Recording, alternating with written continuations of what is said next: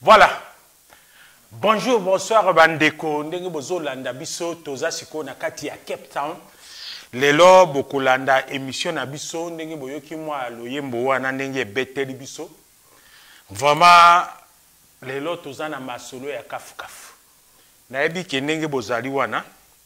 Bozomona déjà invité na nga azali wana. Donc lelo tolingi to solo la surtout ba problème ya élection na kati ya mboka na biso RDC. Alors, masolo toko solo la lelo ekozala vraiment masolo moko ya kafu o ndeko na biso Mike Mutombo, le grand combattant awa na kati ya Cape Town. Lelo toko tuna ye makambo ebele. Et puis toko linga to yeba exactement makambo nini ezoleka na mboka na biso et pourquoi makambo wana ezosalema. Mais liboso to leka kuna eloko ya liboso na oyebisa bino bandeko Zaire TV ese komi awa na kati ya Cape Town. Donc ozana temps ya koluka koya kosala émission na yo awa na Cape Town ou bien moto azana Afrique du Sud tozana besoin ba publicité na bino toza kosenga ba pasteur boya po bosala ba émission na bino toza kosenga na ba musicien o baza dispo po baya kolekisa ba promotion na bango. Vraiment toza kozela bino oyo nyonso akolinga koya vraiment porte ezali ouverte ou bien benganga na WhatsApp na 0044 78 80 78 95 88 79 11 soki obenginga wana même siko ndenge tozoleka émission awa soki ke moto azali déjà prêt ya kobenga biso na olingi otia mwa liloba na émission na biso ndenge tozoloba le sikoyo okozali na yo prêt okoki kobenga biso po tokoka kosolola kobanga na yo te ezali biso moko ba congolais na ba congolais pardon tozali na mosala wana. Alors bo excusez ngai parce que nazo contrôler régime moko nazo sala makambo nyonso nga moko yango wana na osala. Alors toza pe na ba box oyo eza na plus de 4500 chaînes. OK okoki kofanda na yo ozotala sport ozotala makambo nyonso de okozala na boring te ndenge ba anglais balobaka oza boring te. Alors bandeko na ngai bo contacter biso to moni déjà ndeko papito bandi a koti mbote na siko zwami. Alors oya kolinga kobenga benga biso poto solola po tokoka kobongisa makambo ya mboka na biso. Alors poto leka directement na kosenga nano na ndeko na ngai Mike bonjour. Bonjour, Papa Jean-Marie. Tala batuna yokuna pour ngai na reposer au kaba question, mais yoko solola na peuple congolais pour bakoka koyeba et loko nini oyo toza kosala. C'est présenté kuna papa nanga. Na pesi bino mbote ba papa ba maman ya mboka ya Congo Zaïre bisika banso bozwami na ndenge bokolanda biso na télévision Zaïre TV na pesi mbote na yo moko papa Jean-Marie na ndenge ozongeli biso du sud en Afrique du Sud na ville oyo tozongi na Congo ya septembre mpona kopesa biso toujours occasion na opportunité ya kolimbolela bandeko na biso baza na kati ya mboka mpe na diaspora bayeba vraiment vrai maladie ya Congo eza nini mpe bamédicament nini esengeli topesa na maladie oyo Congo azali na yango to tobiki ya Congo. Merci. Voilà. Nakanisi bolandi ndeko na biso Mike moi son ezo sala makelele mingi na elite. Voilà. Nakanisi ebongi bolandi biso très bien bandeko na ngai ezali problème technique mais je la tobongi sango nakanisi ebongi. Voilà. Ndeko na biso Mike lelo yo nakati ya Congo élection. Et là, on a koyebisa biso d'abord, to bandela wapi parce que tozo comprendre les sociétés. Élection ezakuna tozali na Martin Fayoum, toza na Fachi, toza na Ramazan, o baza vraiment en tête. Alors pour to le tokota na onakati, pour na yo, nani vraiment za favori na yo OK, oza sûr qu'il y a kokoleka. Lobela biso ndekona. Ok, merci mingi na motuna na yo. Ya liboso loko nga na otalisa ba Congolais eza boye. Biso tozali ba nationaliste patriote oyo to telemela makambo ya élection wana. To telemela makambo ya élection wana pona nini? Po to talisa na ba imboka ke mboka oyo ba botoli bino na ba paya oyo ba fait na ba impact eza réel, eza visible. Boko qui jamais kokende na ba élection popo benga na ba paya wana. Et dans la adage mokoloba, c'est lui qui veut la paix prépare la guerre. Ba Rwandais va se préparer jour pour jour pour maintenir occupation na bango na Congo. Ba Congolais sikoyo ba se préparer kate. Ba Congolais ba zala kara ba téléspectateur. Ndeko kolanga Mike to komi na no kunate parce que loko nga na lingi kana yeba favori na yo. Oh, yo vraiment au nani au que ça soit que bon baza na bango ndenge wana mais nani vraiment ko kanisa ta mukeke ya koki ozwa en place wa. Merci na bango nyonso Ramazani Shadari est égal à Hippolyte Kanambe moko. Yaza tout sur Rwandais, il y a déclassé. Félix Chilombo a stali alliance na Burundi Rwandais. Na déclassé. Naza na confiance na tamu kete ko na babali ba beta na papa na yemwe ko na kuteka mboka na Martin Fayulu Madidi pona ngai soki abwaki mbelia ya article 64 ya constitution na beteli maboko wana akozwa pena soutien na ngai spirituel moral physique na part na ngai résistant nationaliste Mike Mutombo. Merci. Voilà.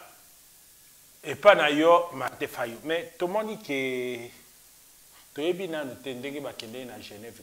Parce que les Alaïs à Genève, il y a mon côté.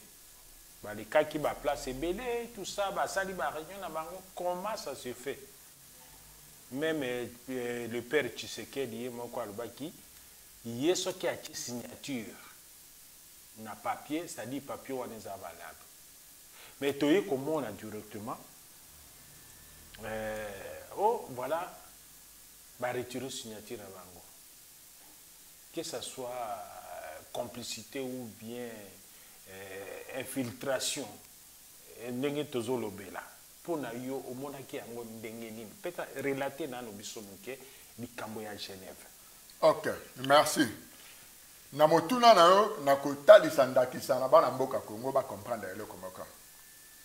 na zongi nanu na motuna liboso pona longola batu na confusion pona yebi bandeko na ngai ba imboka ba congolais ndenge ba fonctionnaka na motuna journaliste atuni ngai ndeko Jean-Marie atuni soki na ba candidat na misatu na ponina na lobeli bino bien na zongi pona longola bino na confusion na lobi na bino malamu na ko soutenir Martin Fayulu kaka soki abwaki mbeya ya article 64 la constitution pour na ko bengana ba occupant na kanisa toyokani na bino bien na soutenir Martin Fayulu te mais à cause de soutien na nga soki abwaki mbeya wana ko na zoni na motuna ya papa Jean-Marie na fongola ba parenthèse pour na apporter lumière masolo oyo ebetamaki na Genève ezalaki organisé na ba lobby occidental. Et là, comme que c'est le Congolais, et allé dans l'organisation autobengi Open Society. Open Society, autobenga kaba établissement, autobenga kaba multinational. Et allé bangonde depuis 1960, groupe Wandande Koma Kokonza Congo. Bangonde mutuba organisaka diwa ya papa na biso Patrice Emery Lumumba. Bangonde mutuba imposaka biso fait président Mobutu bien que aiki ko appliquer nationalisme. Mais bazalaka déjà na plan machiavélique na ba enjeu politique bazalaki ko milengele après départ ya fait président Mobutu ndenge ba okende ko bomaye na ba docteur ba ko organiser pour na ko empoisonner pour akufa na poison akufa na prostate et le kwana ndeko mobile pe moi sengelo e bango ba ko tiamboka wana sous occupation et là déjà plan moko élaboré préparé déjà na ba laboratoire na ba stratégique machiavélique. Alors, plan oyo bomoni babetaki na Genève, ezalaki plan moko koluka toujours comment ko sauver carte ya occupation et continuer toujours na Congo mais échanger forme. C'est-à-dire Martin Fayulu aza mutu na bango ba contrôler kaye. Félix Tshilombo aza mutu na bango ba contrôler kaye. Mais bokomi tu na siko mutu na te na kati na bango bazwini ni ba Kodisi lisusu Vital Kamerhe o azali Burundi Rwandais proche ya Hippolyte Kanambe alias Joseph Kabila nde bobenga ye na Kinshasa po esengeli boyeba ete Vital Kamerhe na Hippolyte Kanambe alias Joseph Kabila bazali inséparable bakokabwanaka jamais. Hippolyte Kanambe ayebi yango malamu ke Vital Kamerhe akoki jamais kotrahir ye. Peu Kamerhe a dit que Hippolyte Kanambe jamais a pu trahir dans la alliance ou basala pour outil côté encore. Félix Tshilombo na Kamerhe bazali cousine ya Vital Kamerhe ada mwasi ya Félix Tshilombo. Bozo mona carte wana des ndenge betama. Yango banda ko comprendre pourquoi papa Etienne Tshisekedi abanda ko kende Rwanda mini de son vivant. Et dans la cadre à la famille, papa na Tshilombo a accueilli Rwanda, visite officielle du gouvernement à Paul Kagame, en même temps à visiter belle famille na yi. Donc c'est-à-dire bah parents, il y a moi si y a moi na yi, bah okuta na pe ba kosolo là. Alors, bah mindele na plan machiavélique na bango, na ba enjeu politique au ba gérer na Congo depuis 1960, bah monnaie que Déliment, la vérité est mimi et belle, la vérité est mimi confusion, même dans l'Union européenne, même dans les Nations Unies. Et surtout, l'administration Trump, l'administration, eux, ils voté dans le système de lobby. Ndenge tout le monde a Reagan, Obama, Bush Junior, Bush le père, Clinton, l'administration Trump, l'administration, eux, ils élus, Ndenge Kennedy, voté Kaye. Donc, les Américains, ils ont voté pour à choix. Alors, le lobby Tumba est allé entre l'administration Trump et Open Society, lobby occidental. Bitumba est dans la guerre froide entre lobby américain et l'administration, il y a magistrature suprême et la White House. Alors, donc, on va étudier nous on dit que sauver car bien que tu écarté Hippolyte Kanambe pour que se retirer, pour présenter dauphin et convaincre quelqu'un qui donc, tu mets ta carte moko, tu organiser aventure au Genève, va choisir Moutounini, Oyo, Ako Konza, ba opposant nyonso pona okende na maponami. Tango bazobeta carte wana ba yebaki déjà bango moko mutu akobima ezali Martin Fayulu. Ba yebaki déjà donc ezali capacité. Ce qui va yebaki pourquoi encore ba retirer qui signature après. Voilà. Ba retirer qui signature pourquoi? Yango na uti kotalisa yo. Politique ya Congo eza géré na ba plan machiavélique na ba enjeu politique. Bona fongo la parenthèse. Plan machiavélique ni kolobani. Na lakisi yo oyo eza avocat. Tangu yo longoli poso ya avocat na kati omoni manga.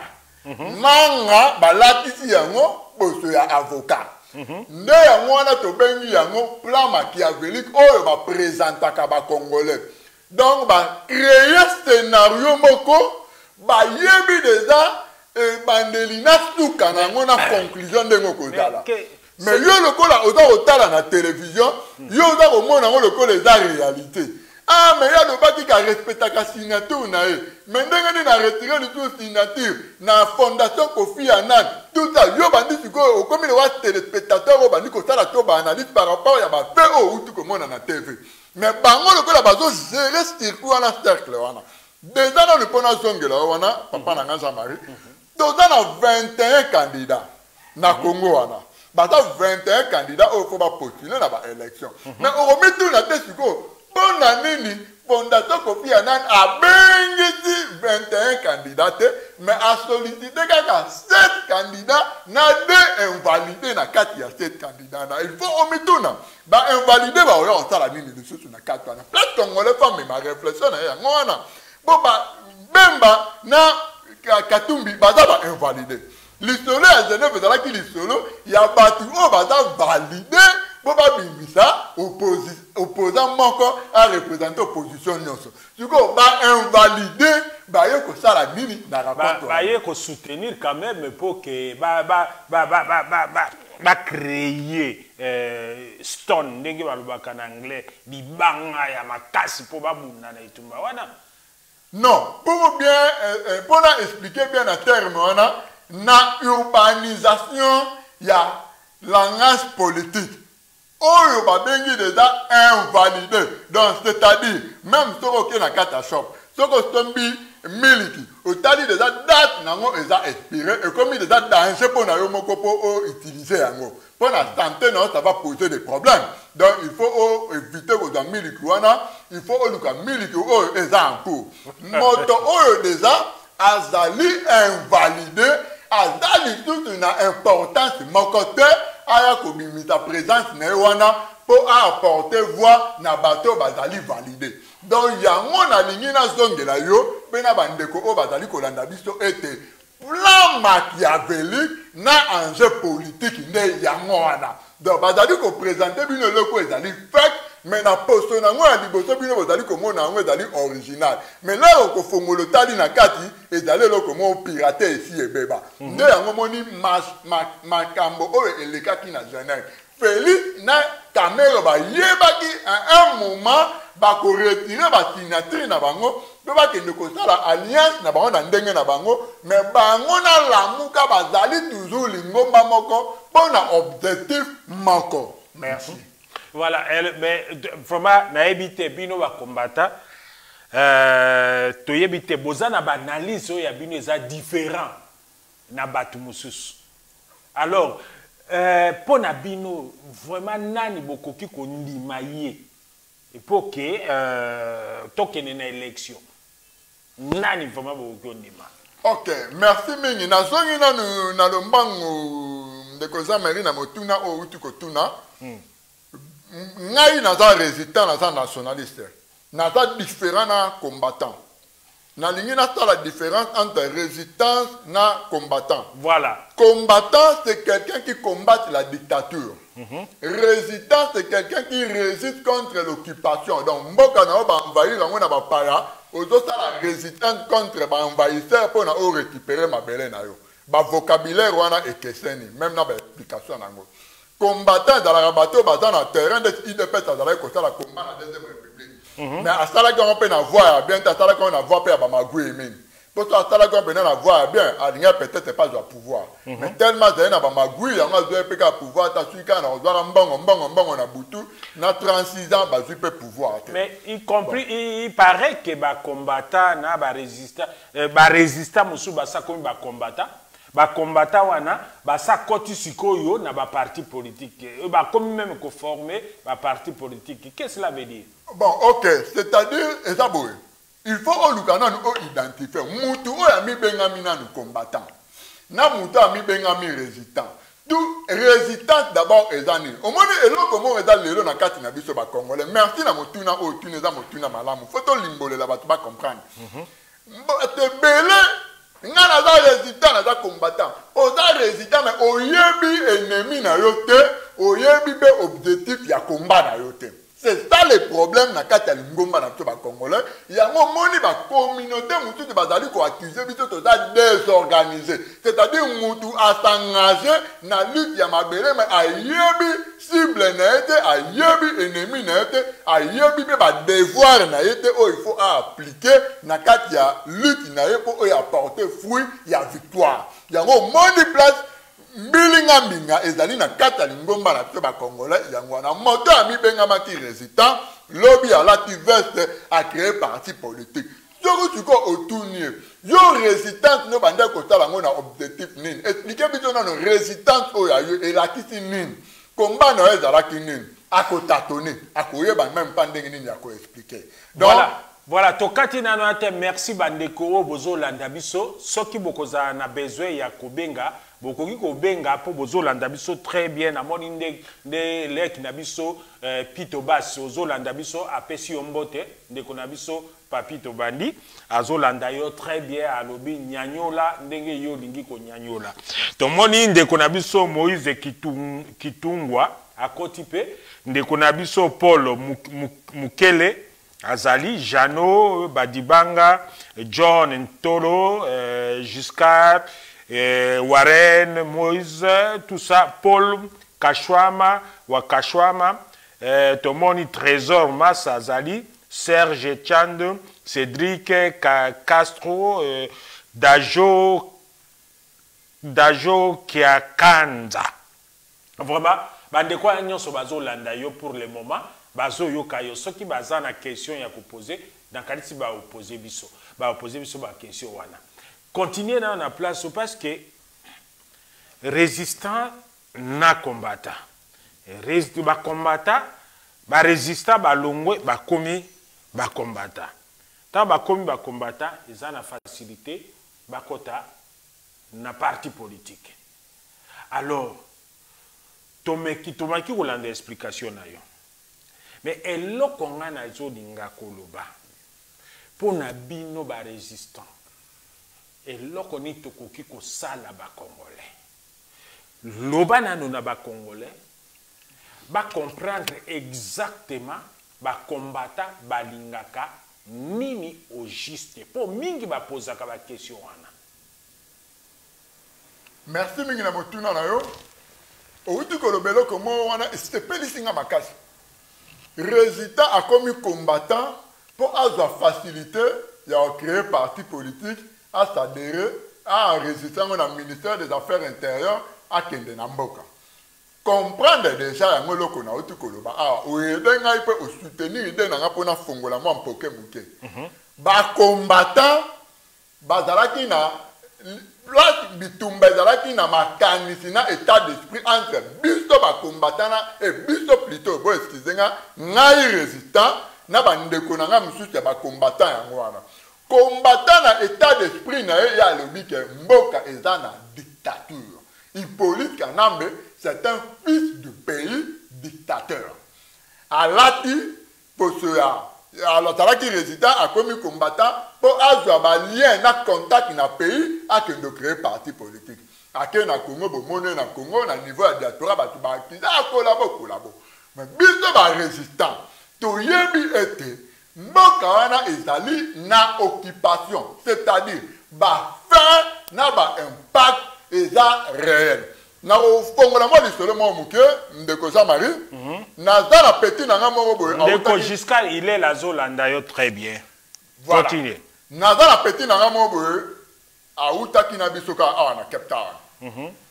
Tango ayebisi nga vieux nazokende Kinshasa na yebisaki petit nanga pardon omoni visite mingi sorry ya biso bandeko oyo toza kouta na diaspora tosukaka kaka na Kinshasa na lingi yo pénétrer kota na intérieur visiter na Kivu visiter na Maniema goma na bakote wana comme ça opeta ngai eyano mpo ngai na tozala toujours na contact na WhatsApp petit ake Kinshasa dans azwi vol ya Congo Airways ake na Goma premier jour na nuit ya liboso ya ndeko wana na kati ya ville ya Goma aza deja koinforme nga lobi na ngai vieux mboka oyo eza réellement na occupation bozalaka na raison papa Honoré Mbanda azalaka na raison nga moko nazomona yango awa na babiro nyonso ya bapolisier l'air quand na koma mpo na bapapier moko basenga nga soki na bongisa mpo permettre nga na circuler babilo mwa ndenge wana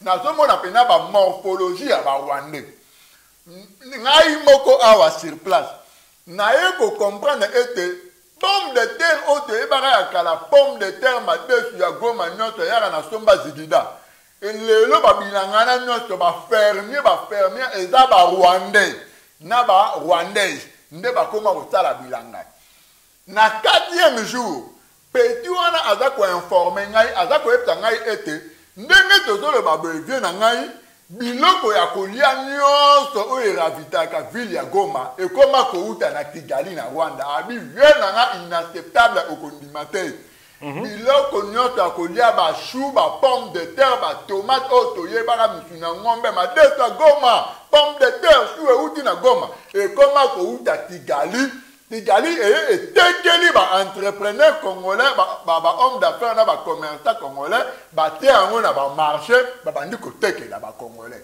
Abi vient nanga, c'est là où j'ai réalisé combat na bino dans noble pays tendamba osunga eza vrai pe merci ndengo petenga ba idolobi na koma na nuti na ba intérieur na ba Goma na yeba na lingi na pénétrer na kende na ba ville mututu ba stopper ngai balobi na ngeza ba zone rouge na koki konyata makolo te na nyana koma na Masisi na nyana koma na Rutshuru na nyana meka pe okende na Minembwe place na yoka o grand frère Azara ubera koma chef coutumier ba ebisinga zone wana na koki kokende te ba kwa mtu ba pectinga même na kanga ba photo o ba roboto na nga téléphone tu ba blo mwa ndenge wana na tena Maniema na zongo na ba chef ya ba policier ba Rwandais ba o ba zolanda bango na sima ba Congolais na kena bandini ya ba douane na ba frontière entre Maniema Kisangani na okende na Soudan na kota ba Utsuku na ba village wana frontalière na kende kuna batu bazo travailler na administration na niveau ba frontière ba Rwandais donc ne ko réaliser vraiment que ya solo mboka na biso eza na occupation même na frontière entre Congo na Tanzanie batu bazali ko travailler ba Rwandais na niveau ya frontière na administration na ya immigration ba Rwandais mutu bazali ko travailler wana bien sûr nazo yoka yo ozo pointer likambo wana mboka na biso ezali na occupation bon na occupation wana batieli biso système ke occupation ezali te tokende élection na élection wana soki toke élection biso ba combattant na ba résistant moto yebi ke moto akoleka kuna kaka moto aza na pouvoir ou bien dauphin na ye tombo ya élection toyebi kaka ke moto akoleka kuna eke kotikala kaka ye alors procédure nini oyo mosusu oyo tokoki kosala po tolongola bato baza na occupation procédure nini mosusu procédure kosala ke tolongola occupation wana eza simple na mboka na biso Congo ya liboso élimination physique ya bagwegwe c'est-à-dire bato oyo bazali entre oyo batelemi au milieu entre voie na biso pour pénétrer et côté na matoyi ya bandeko o bazana Kinshasa. Banani ba ko éliminer. Bagwegwe zali ba technocrate. Parce que eloko monde ko sa mari même bandeko bozali ko landanga esengeli bo yeba nga parta lelo yango oyo. Depuis Congo ya indépendance, Zaïre République, Congo occupé par le Rwanda. Congo nani ebota ba vrai politicien te. Na Congo toza na ba technocrate. Toza na ba politicien te. Surtout Congo oya lelo za na occupation. Toza mingi na ba technocrate. Ba politicien pe na vrai politicien o ayebi politique pe na politique. Politique eza science, politique eza art. Politique eza divisé na deux voies. Toza na voie ya politique ya art. Toza na voie ya politique ya science. Nyonso o bazalaka wana baza ba technocrate. Pourquoi na lobi baza ba technocrate? Bon, institution o eza composé na ba vrai politicien, un journaliste jamais comme un député national. Et au stade jamais. Moutoulwa Zakari Baba se na pète exemple à animané misa ba bilamba na ba musicien a commis député. Donc a commis député ba tiki e ba zo tembo la pe muta pa zo tenga mention pa loba o ya loba kawana, c'est-à-dire ba politicien bazate na mboka. Du coup, le quoi là politicien bazate na mboka. Parce que quelqu'un a tani science politique. Oh ya yebi politique na voie ya science. Na oh ya yebi politique comme art. D'abord politique est d'aller art de bien gérer une nation. Mais comme ba technocrate ba gérer à Congouana, ba technocrate ba loba politique c'est l'art du mensonge. Na kanisa vocabulaire wana bino pense na ngai toyoka ngo mingi loba na époque azaïe. Oh politique est art ya mensonge. Oh politique ya art ya mensonge. Politique est d'aller art de gérer, de bien gérer une nation.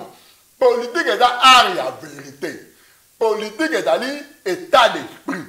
Politique est art ya patriotisme et nationalisme. Likambu ya mabele basala na ma sécurité. Ko Congo ya lelo da composé na ba technocrate. Yango mabele ekende nango ye azwa na mbongo. Rwanda yaka boma bandeko nanga na Kivu na Beni na Rutshuru na Masisi peta na onga mbongo. Pour lelo Congo dali composé na ba technocrate. Du coup pour la libération en Congo na motuna onde koza marato ningai. Pour libérer un pays sous occupation. Et c'est d'abord quoi? Population nuance au bazali wana. La vie et la mort n'a pas répété est au pouvoir de la langue. Il ne faut pas comme dans la langage moko. Que le pays est occupé,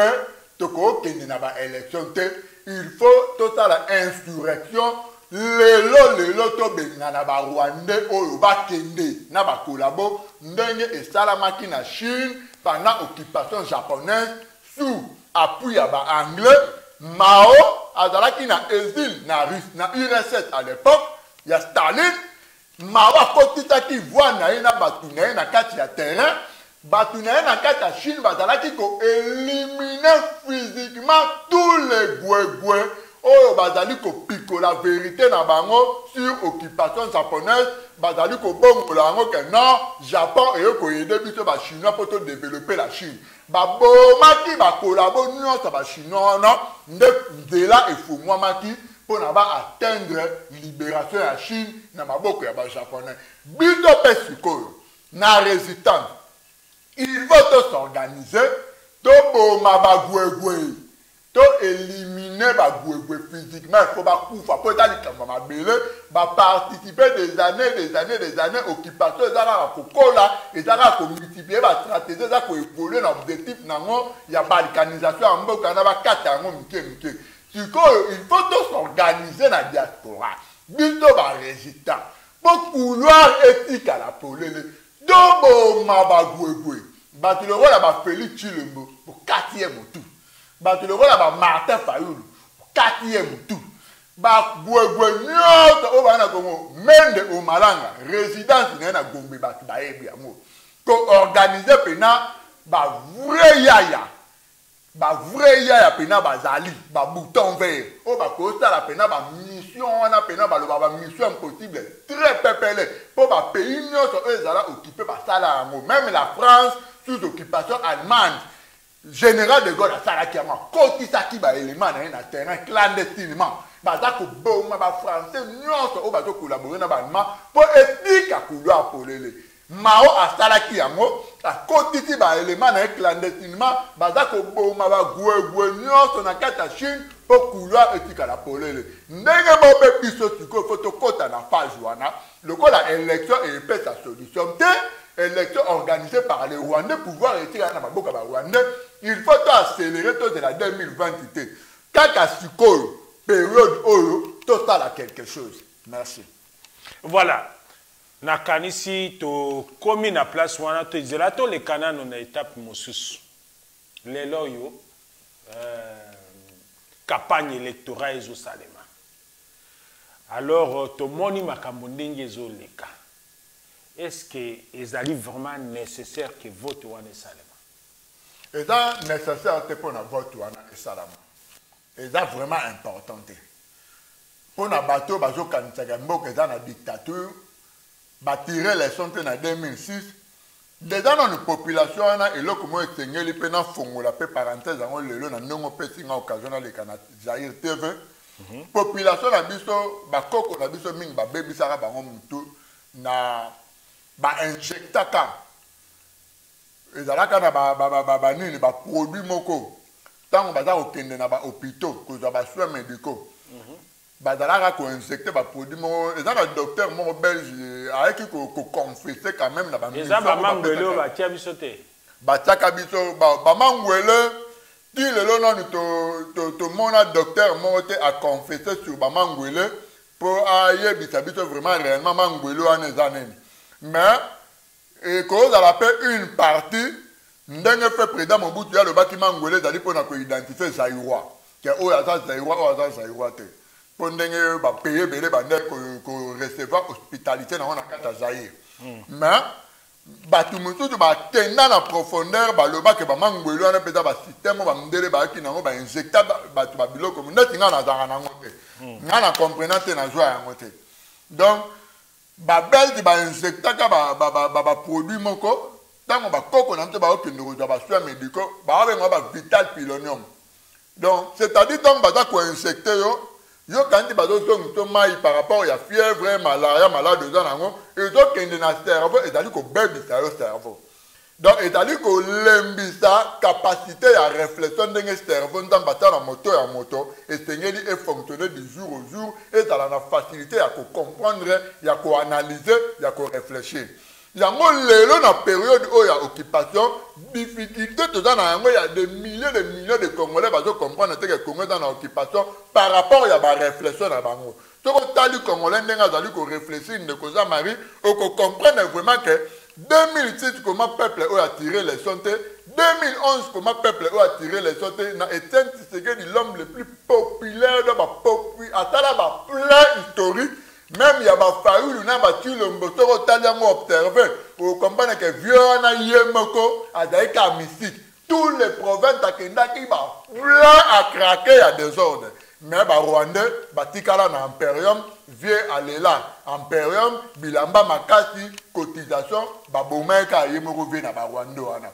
Donc les Kambu, il y a occupation wana, ndenge kala na utukoloba na yo ndeko Jean-Marie. Population na biso bazali ko comprendre te bazo croire kaka na ba élection organisée par les Rwandais bon na cerveau na bango eza na maladie bazali na lenteur ya réflexion ya ko comprendre baza na lenteur makati même ba médias occidentaux ba comprendre eloko wana basali ba analyse même l'air baza ko recevoir ba homme politique na niveau ya diaspora bazo passer na ba interview bazo meka ko poser ba question tout réponse aux journalistes français ou belges à ko recevoir ba on comprendre que le Congolais a un problème na niveau ya mutu ya ko réfléchir donc c'est vraiment un problème sérieux. Merci. Voilà ngana ningaki koloba parce que na tongo ya lelo na utaki ko apprendre osalaki message moko na WhatsApp message wana lobaki réunion moko ezo salema na kinga kati bon tout ça opesaki message est-ce que yo zwaki message wana ndenge et puis message wana eza ndenge nini pour o répéter na ba téléspectateurs ba landa yo très bien et puis ba tu ya Facebook ba kolanda yo pe exactement. Ok, merci mingi papa Jean-Marie na motuno tuningai.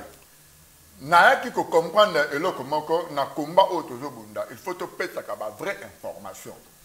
Alors pour na kopesa vraie information il faut ozala connecter na rayon ya renseignement, c'est-à-dire renseignement sur le plan spirituel ezali lokola ministère ya prophétie. Donc moto azali koloba na 5 ans passé makambe komaka na vie na yo présent na azote makambe ezolekela yo pas prophétiser okomelo na futur pe observer yango ndenge kaka lobaki ekomeli yo pe même na réseau ya renseignement efonctionnaka ndenge wana. Donc c'est-à-dire le spirituel inspirera toujours le physique. Donc monde ya renseignement euta ebotama toujours na vision spirituelle, il y a inspiration à Saint-Esprit dans le domaine du ministère et la prophétie. Alors, on a compris que dans le combat, avant il faut mettre sur la information et outil dans le renseignement. Papa n'a leader ya Lingomba Alliance patriotique pour la refondation du Congo. Apareko, papa honoré Mbandandambo kwa tumbalobaka, bomo ya politique et simbama na renseignement. Lelo Poutine na Russie a commis puissant na monde pour na renseignement. Lelo ba China ba commis puissant na économie pour na renseignement. Ba pénétrer ba côté na Europe clandestinement, ba observer business européen, business américain. Tout ça, bah même rapport en Chine, Chine a formé les monsieur Chine l'a dominé mon pays. Donc renseignement de la camp il faut. N'a la joie qui va information, n'a vu n'a Y, vieux X, au bazar na terrain, n'a ba au bazar li bande ba na confiance n'a petit na bango, ba pesta ki ngai ba élément, ba le bio buaka yango pour aucun bista, ba na biso au bazar la kata Congo Kinshasa. Na Congo la parenthèse ndenge de Koza Marie après singa le loba. Réunion o estala makina kingakati basali yango pourquoi? Motuna na eux ezali ndengwana. Ndenge tolobara toujours na politique ba erreur stratégique pe ezalaka. Erreur stratégique ezali nini? L'air Hitler azali ko conquérir Europe. Na Congo ma parenthèse mke pona mema toujours yonde konanga congolais au comprendre. Hitler a qui puissant militairement. A envahi le pays belé en Europe, à Botoli. Mais pour de quoi attaquer l'URSS. Hitler a dit que Joseph Staline a été 10 fois plus dangereux que Yemoko.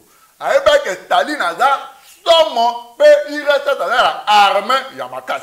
Alors, pendant que nous attaquer l'URSS, abimisa ki bena ba mapinga na o ya makasi o ba monde ba bimaka na suka pona ko tante chanta suka soit esimbi soit kwei ye abimisa ba mapinga na ate bango liboso na ndenga zalaki na espoir na elike ke ba mapinga na formato ba zwa na bibonde libazana ngo te ba koti na IRSS en tout cas Staline a okoya.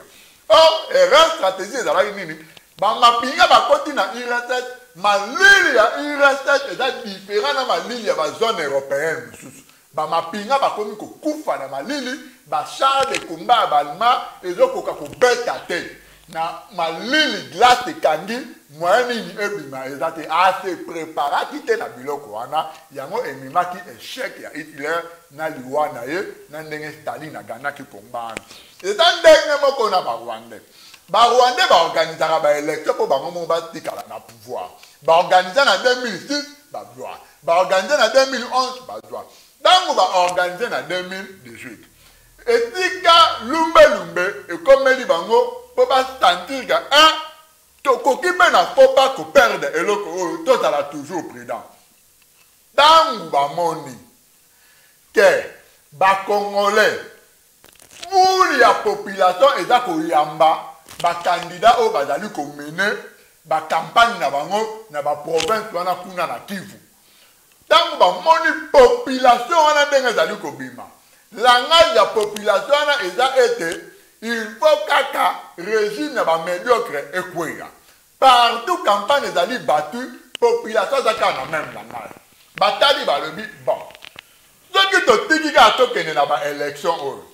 Nandenge to petaki assurance na SADC eza Afrique. To peti na ONU, to peti na Union européenne que le 23 et ko raté te photo kenika na ba élection. En tout cas, il faut donc créer ma méthode ici pour élection et zalaté. Méthode où est allé la méthode Yasuka. Méthode de la bataille. Tout le monde est arrivé, il y a 3000 militaires rwandais qui sont dans la gare ya Matete na Kinshasa. Et là, réel, ma photo d'aller, ma vidéo d'aller, ma filmage de loin, na ma zoom, ya ma appareil Android. Tout le monde est dans 2500 au Bakitaki hier dans l'aéroport en Zili, na cargo. Les militaires sont pour nani. Kinshasa a 12 millions d'habitants. Bango baza muke. Yango to le bala. Soki soulèvement populaire et salami. Et ça facile to bengala ba Rwanda. Pour tout ce power administration à Paul Kagame bango nyonso babana na Kinshasa pe na Gombe. Babanda bango nyonso na Gombe. Ata moko ta bana na Lubumbashi to nini. Na Lubumbashi batende ba zone militaire. Mais administration eux dali ko gérer noyau wana. Ya tout ce power. Bango tout ba bandi na Gombe na Kinshasa. Bakititi ba militaire wana po na un an de protection na bango. Les deux po basala massacre à domicile. Oyo bakozala accompagné na ba policiers militaires congolais collabo. Donc c'est-à-dire avant date il y a les 23. Kokota na kata ba ndaku ya bato moko ko banda non na ba commune oyo za populaire. Ba bandi na banjili na ba Kisenso na ba Kingasani babandi kuna na butu bakati d'abord on a du courant molili obscurité bada ko kota na banda ko boma tango ba ko boma ndengwana le 23 famille nini a ozali sous courage a kende na ba urne ko voter parce que ba famille nyota ba se retrouver baza na matanga donc baza na matanga nana okende le sous ko voter muta okende ko voter te mbala moko ezala nini e ko paralyser processus électoral bango moko ba organiser qui pas que ba yo comprendre que ba sala qui erreur stratégique donc ba monaki on ga que dans la vanti ndenge ba metana ba beta ngo dada pampa ele qui mais cette fois-ci ba yo mona que na technologie ya ba Android ya ba WhatsApp message et koti makati et kei makati alors surprise et koki ko sala yango moni ba préparer plan machiavélique oyo ya ko sala massacre à domicile. Et où dit na batu bazali na reno na kingakati ba bimisi yango na batu bazali na terrain ba boati yango na diaspora ndenga na zwaki information na pona kebisa bandeko na bino ba congolais. Voilà, c'est-à-dire que ba information na ozwi yango ndenge mukonzi na bino alobaka 5e colonne ou bien nini parce que normalement batu mingi même ata na WhatsApp ndenge to sala ba groupe na WhatsApp bazolo ba peut-être que ba information bo kosaka batu ndenge wana ya kulwake na zui information na source propre flash mona mingi beneto baloba ki ba militaires plus de 5000 militaires américains ba kitina nini tout ça ba biloko wana siko batu ba koma qu'on dirait que est-ce que ça solo ou bien ça solo te parce que baloba ki liboso ezala ki nango faux. Oya sikoyo lisusu moto so aye te na suivre ma uti na source yango siko ba source na bino wana est-ce que bo contrôler kango vraiment que ça source moko ya bien. OK omoni na kata ba réseaux sociaux to zape na ba agent ba aner na kati bazale le ko na ba congolais fo boye ba yango kaka na ba réseaux sociaux kaka ndenge comment ko aider biso pour na communication pour na passer message ba agent aner ba za na kati ba gens des miens baza na kati ba rwandais baza na kati bango pe bazwa na ba information na bango niko yo de mutule ko tanga ba publication il faut au lukape au vérifier na terrain au moni le message et yaki ya ba soldat rwandais ba kiti na gare ya Matete ba tebele ba mona kango ba aventure mais tango ba yo mona suko pe na vidéo na ngo pe na image Batisuko ba sutuke. Hey, donc c'est comme ça information n'est circulée na milliard de moments na ba congolais. Donc information est vrai congolais de mon langue faut pas vérifier té. Donc on a vérifié après 6 jours comme trop tard et dans la qui déjà vrai le man était côté et tali ba fait na ngo créer déjà ba dégâts na yango. Donc oyo biso tolobaka biso to da ko évoluer toujours na réseau ya renseignement papa na ngaza mari toko ki jamais ko bima libanda masolo wana bo masolo wana ndeza na vraie information ndenge nini nga na yebaka ke na ba groupe ebele bandeko ba invitanga na kata Facebook na ko mamam tant qu'on attend à la publication, je comprends facilement déjà où hasard des miens. Quand on a publication, on a autant déjà où hasard rwandais. Au moins, même en français, on a pas vocabulaire même hasard rwandais. Au moins, on a hasard na yeba le quoi, na pas na yebi système on a déjà n'est pas fonctionner. Donc, biso to fonctionner en wana. Donc, tant on a petite information, la information on a vérifié à mon terrain. Mon industrie, semaine passée, on a été déjà battu. Nanga déjà dans la réunion à Afrique du Sud.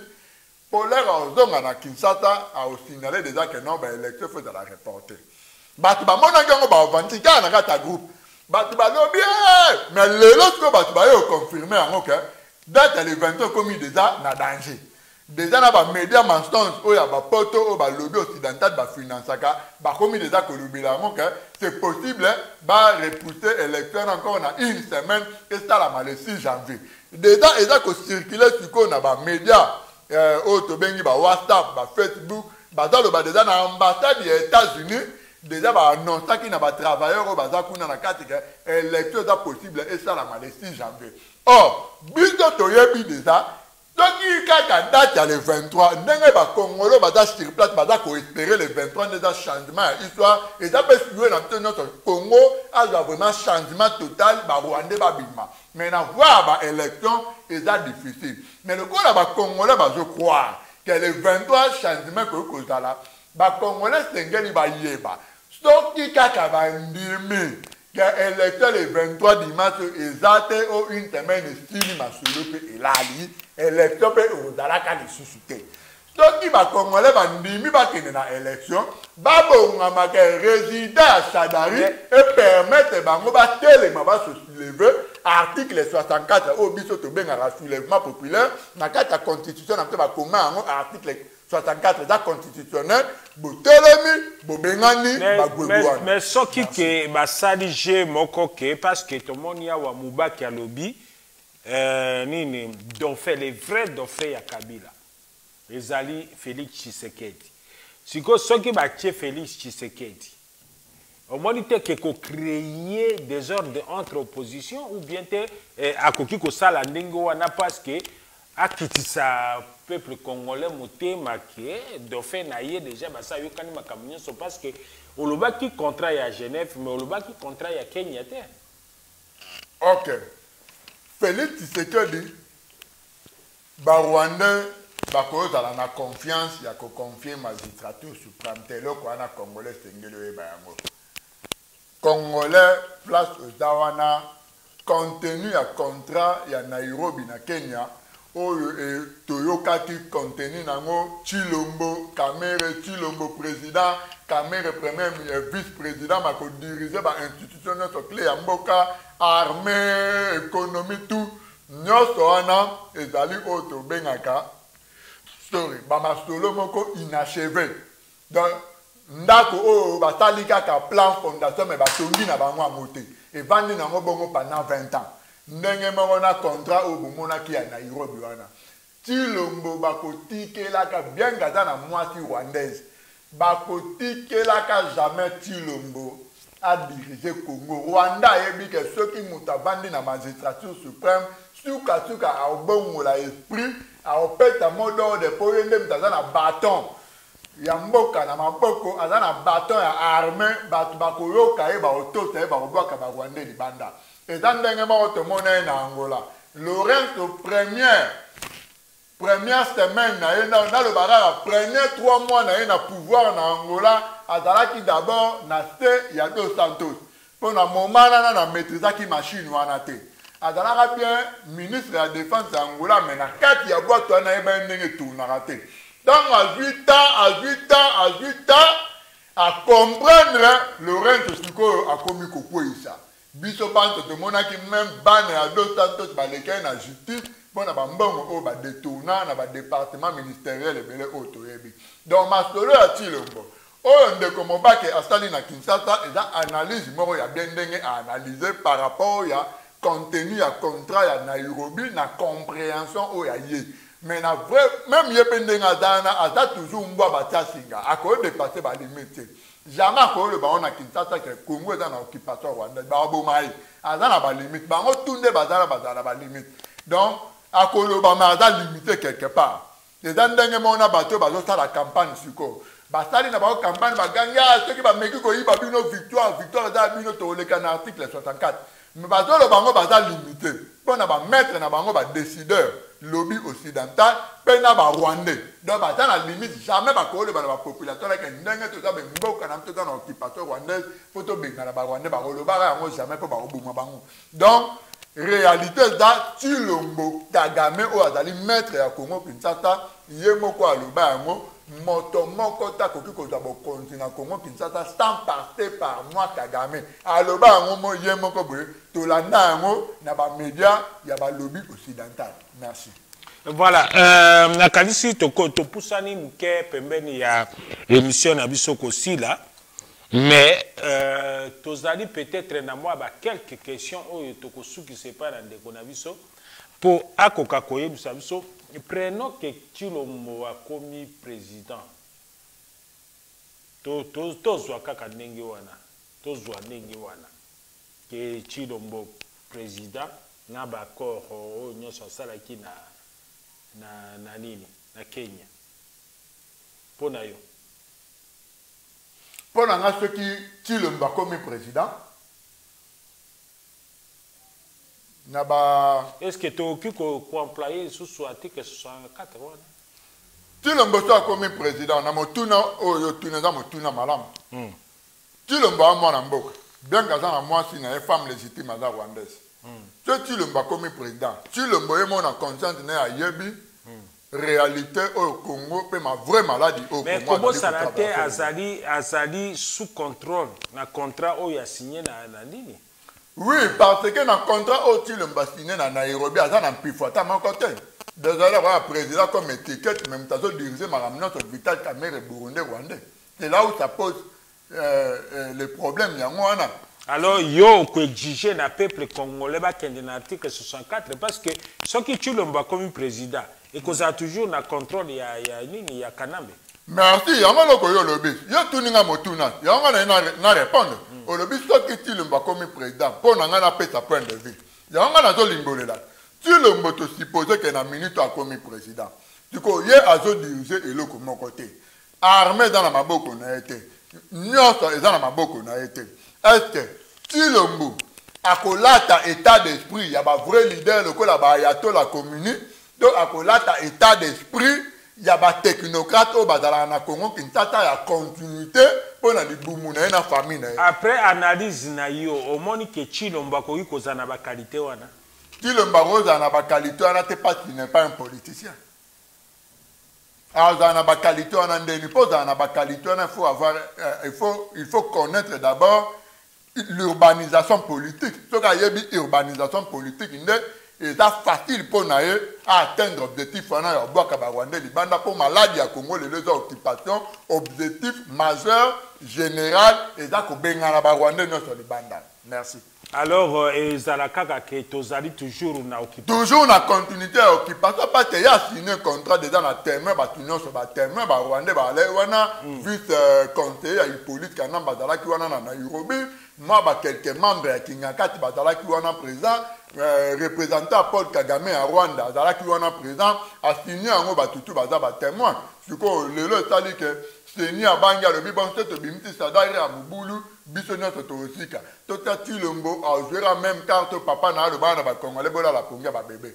Tshilombo, Batutu, Stéphanie Kassai, Batutu, Tshilombo, moi, la mboka, mais continuité, c'est ça le problème.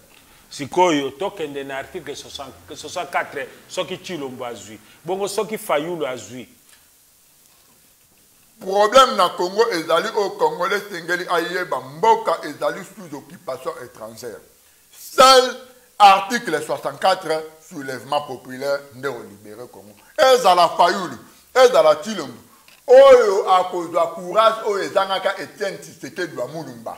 Il y a un mot d'ordre. Bien que tu aies dit que le soulèvement populaire est dans la mot d'ordre. Et dans la circonstance, mais ce qui congolais n'a pas cerveau n'a fonctionné. Quand il a pas fait ça, pour y quelque chose. soki Chilombo soki Fayulu bakozwa courage ndenge Chilombo alobi na bato na matadi kuna na Congo ke soki bino bonso bomoni ba plein partout toleke salami ba petit victoire na Shadari to ko appliquer article 64 soki bakozwa courage wana Chilombo ndimi divorce na mwasi na aza cousine ya camere ya Rwandaise na divorce na po na mboka Congo ba pesa modo de wana mboka ezala libéré merci. Voilà, nayebi te bon. Tokoki ko sala nini Fayulu peuple balobi aza soldat de peuple. Siko soki yale ki omoni te ke peuple congolais baza quand même na nini parce que ba moni ke na simanaye contrat ezali simanaye ezali contrat ya ba Rwandais te ya occupation te. Ozomona te place wana. Place de confusion d'aller à moi, il faut penana limbola avant voilà. Si la bas va comprendre. Bah tu vas comprendre vraiment limbola bah tu contrat il y a Martin Fayulu, na contrat il y a Félix Chilombo, bada batu il y a groupe Marco. Na lingi na prendre parenthèse. Jean-Pierre Bemba abimi na prison pour aller sauver carte ya Soriano Dananyo alias Moïse Katumbi. Bamona ke Moïse Katumbi ye moko azwa appui ya Chilombo Tshisekedi ezalaki vraiment tâche moko difficile po batalaki na kati ya Chilombo kati na ye aza na expérience ya politique te ayebi kobeta bajeu wana bien te lokola Mundele aza na vitesse ya réflexion Mundele apreparaka eloko osala na 2030 azo prépara déjà siko aza kobongisa des horaires koélaborer horaire mango siko bayaki komona ke carte oyo lokola toloba ke Congo ekokondamaka lisusu na un vrai congolais te kaka bapaya mutu babandoko konza Congo mpona koprotéger baintérêt na biso na niveau oyo population na diaspora bakomi éveillé depuis baboya musique bien que tobanda kosolde bango basali wana oyo ezala na diaspora na baprix moko moins cher mpo bazala distrait na baconcert banini tout ça mais depuis baboyi bango nyonso bakomi concentré na bapolitique ya Congo Congo ekokondamaka lisusu na un vrai fils du pays ya Congo te. Congo eozala rara sous occupation mais toko changer yango suko forme. Ya ba Rwandais ba bomi ba massacre tout pendant mokili mobimba et reverser na biso. Diko faut changer occupation au forme. Ce qui te tiata o bandimaka na Katanga. Soriano, Daniano, Zambien, Italien, bien que vraie nationalité n'est en moi, mais les Congolais, tu vas appuyer toujours le bataille dans des Kunabanga, Zambien, Congolais, pour na makila à Katebeka, Toto, yé au Simba. Nous la bête qui déjà calculé, alors, ce qui te bimbi, Jean-Pierre Bemba Gombo, la prison, à côté que sauver carte, il y a Soriano, Daniano, adresse Maurice Katumbi. Jean-Pierre a bimbi la prison. L'air a décliné en Afrique numéro 1, a sali ba déclaration au bisonnement de Tolobaki, a bandi balamoko pour soutenir Soriano Daniel dans notre Moïse Katumbi, a bien à gérer Katanga, économie, belé, a nié ma kambu ba deka ba Ougandais, ba sala ndenge ba boma, tout ça, nambongo au Ougandais, fala devoir Congo, na époque, à Laurent Désiré Kabila, 10 milliards de dollars, il y a le bi ba Ougandais, ba ça des ordres de na Congo. Donc, Bemba abimaka na TPI, na carte pour sauver carte ya Soriano Danano alias Moïse Katumbi.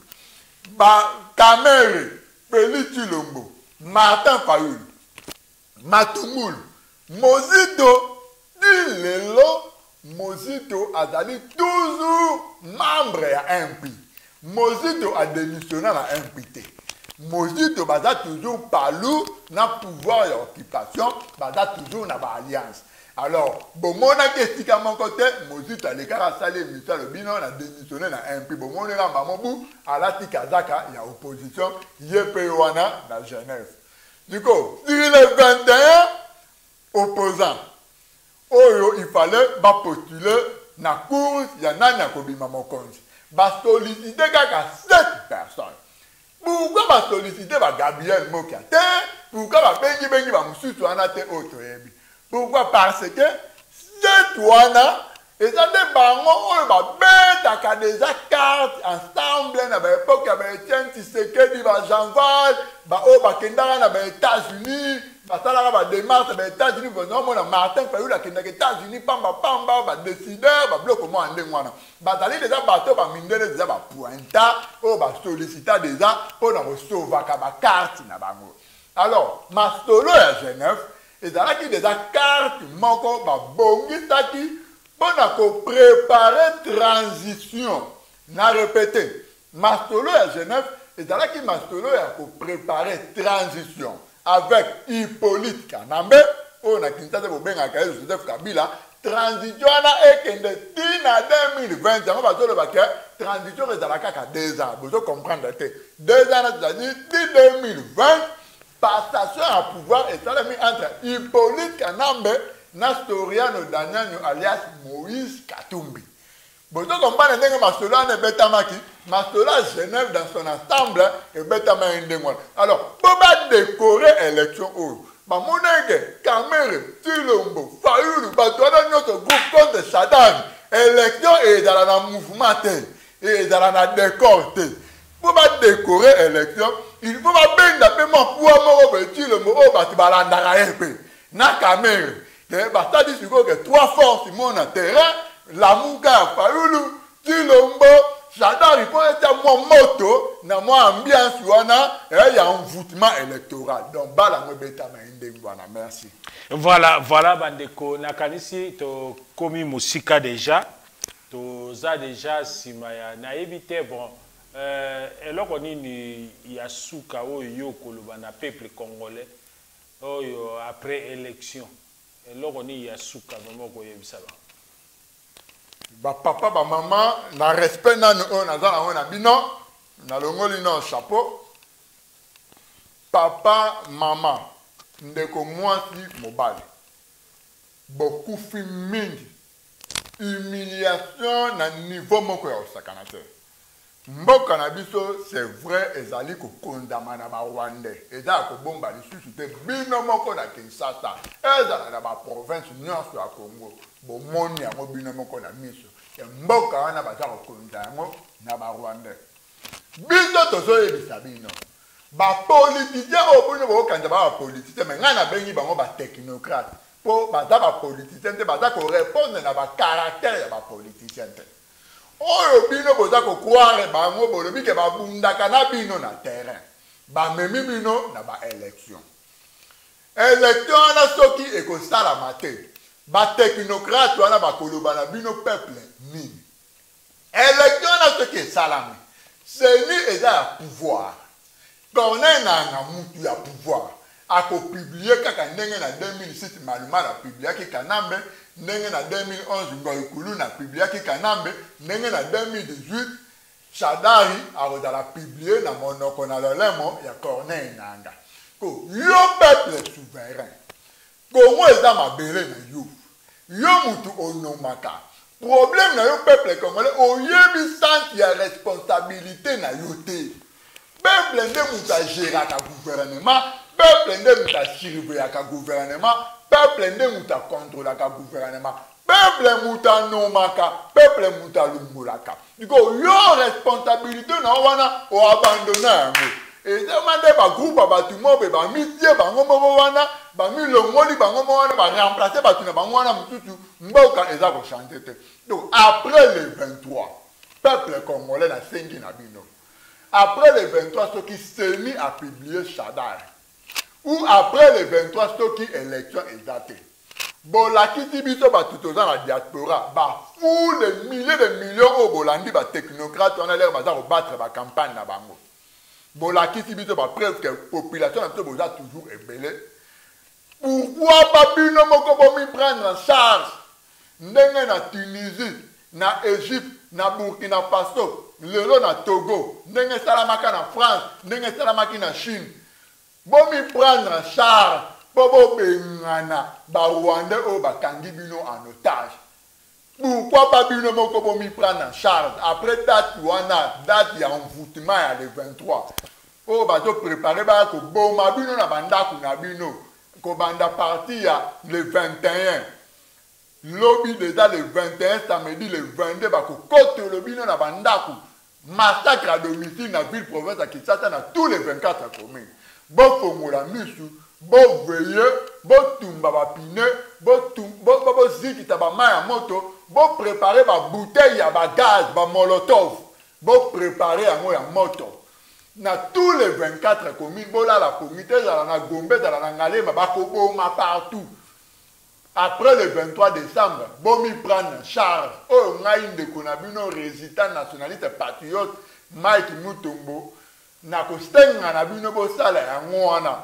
Fayulu aropeta bino jamais mot d'ordre de article 64 akobanga po ye azelara ayoka nanu ba maître na ye oya bengi ba décideur ba lobby occidental.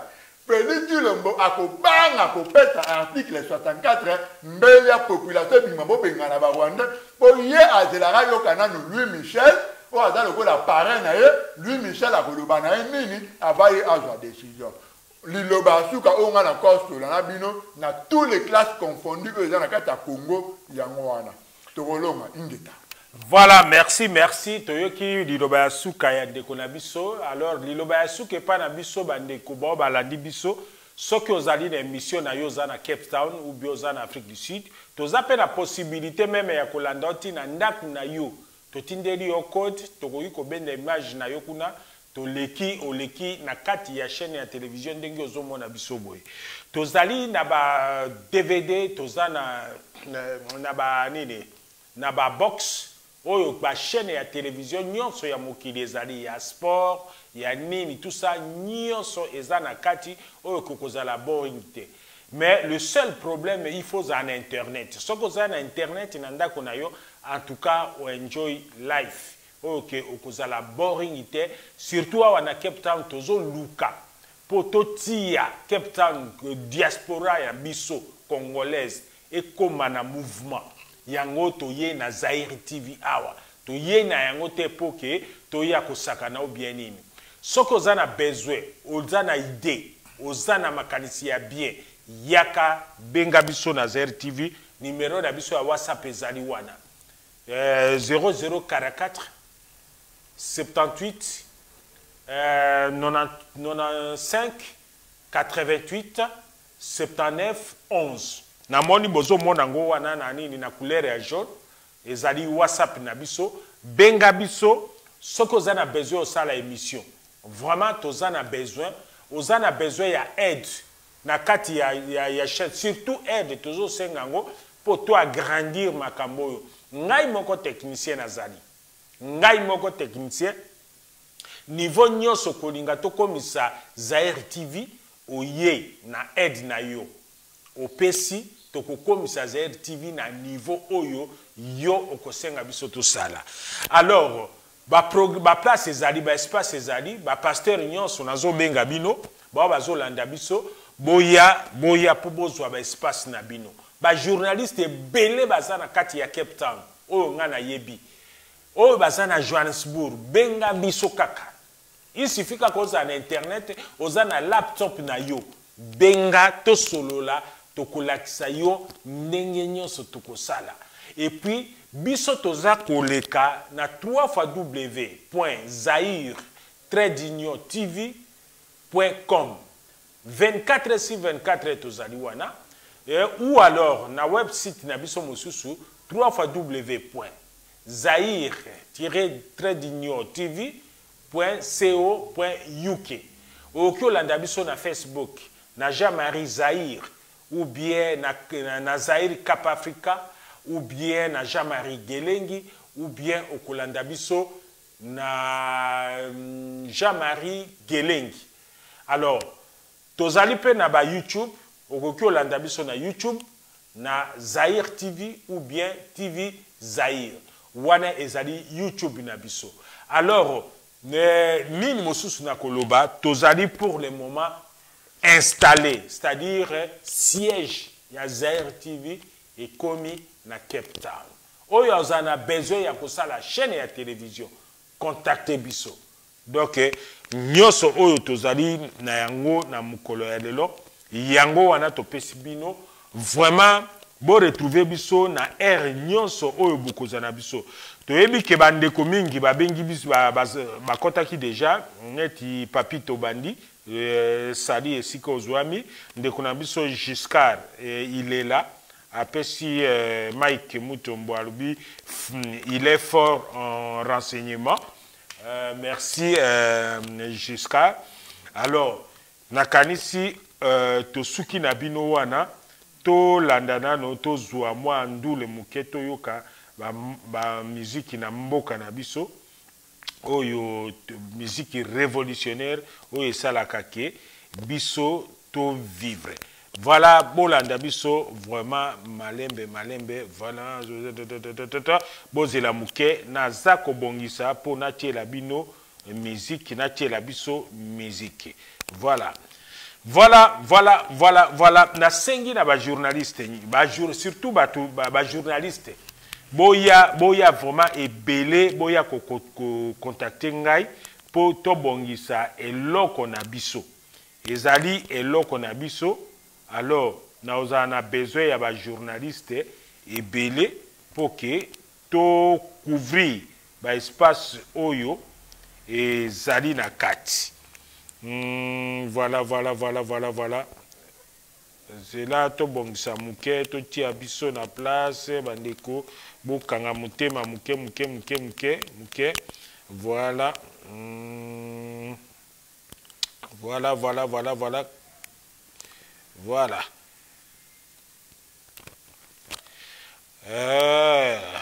Voilà. Zelato le kana mwa ndule ya muke bandeko balandi potokoka. Général, le plus célèbre général de la RDC, mondialement connu.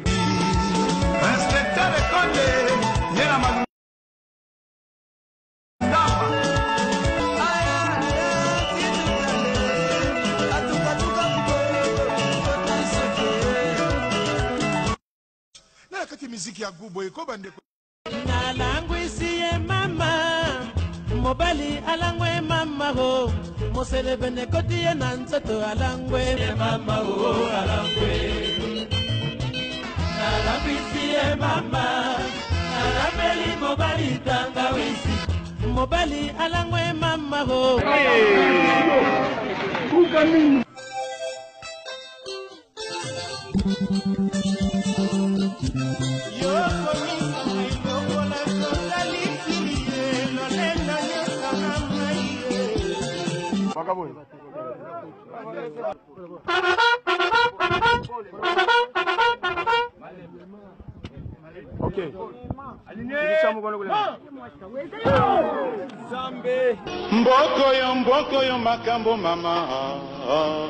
Comment faire un bon dégagement de gardien?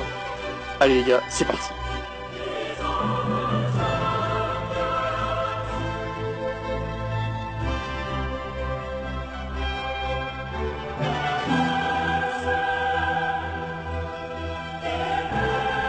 Comprenez mon émotion.